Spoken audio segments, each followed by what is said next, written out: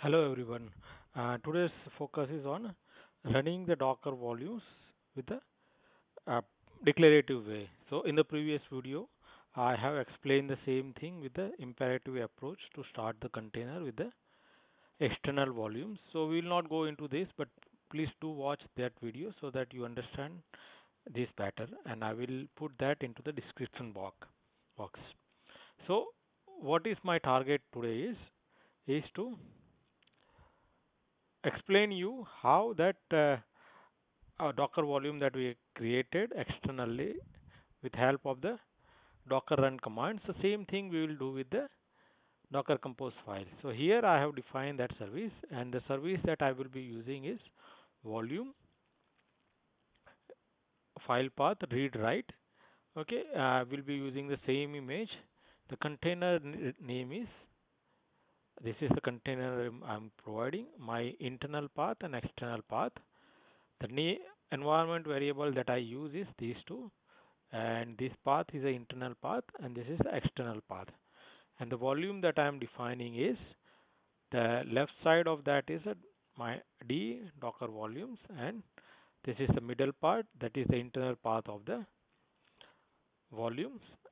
The left side is the external path where my volume is residing. This is file system path.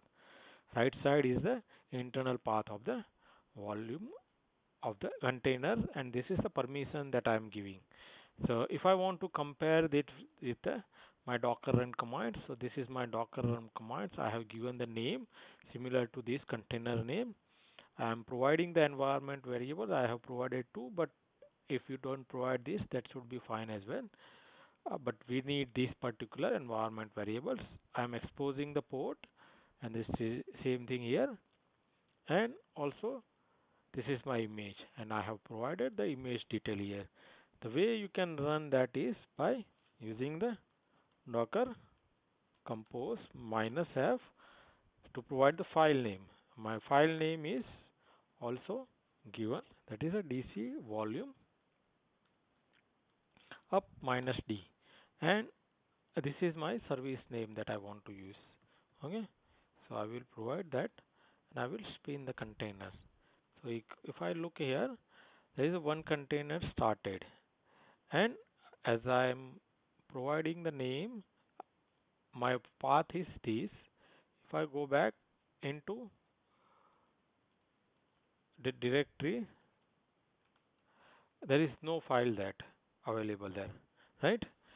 Let us go back into the Postman and generate some data. So there is no data, so nothing will get fetch. If I add one data, that is, let us say cricket. Okay, I need to run. This is running on the 8081. Okay, so there is one data got added. If I go back into Eclipse and check it, it should be able to see that data, right? So there is one file got generated, right?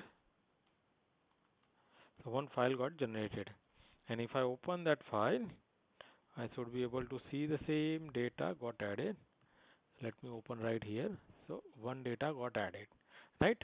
So let us spin up one more container and try to see if we can use the same data into another container as well. So if you look at it, I have created another container as well. This is the one. I'm opening this into read write mode so that I cannot add the data, but I should be able to view that data, correct? So the same thing, docker compose -f, docker compose file name up -d to start the container for up, and -d to start in the detach mode. And what is the name of my service? This is the name. I just add that name and start the container. So the container got started on the port number 8082, the one that I have defined here. Now let us try to go back and see that data is present or not. So here Let me see, I should be able to fetch that data, right? And let me try to add that data. I think I need to run on the 8082. Okay, and I try to add some data because I have opened that container on read only mode. I should not be able to add that data here. So this is the difference that we can see. Okay, so this is all about the bind mount volume running using the compare imperative approach, declarative approach. Thank you very much, and thanks for watching the video.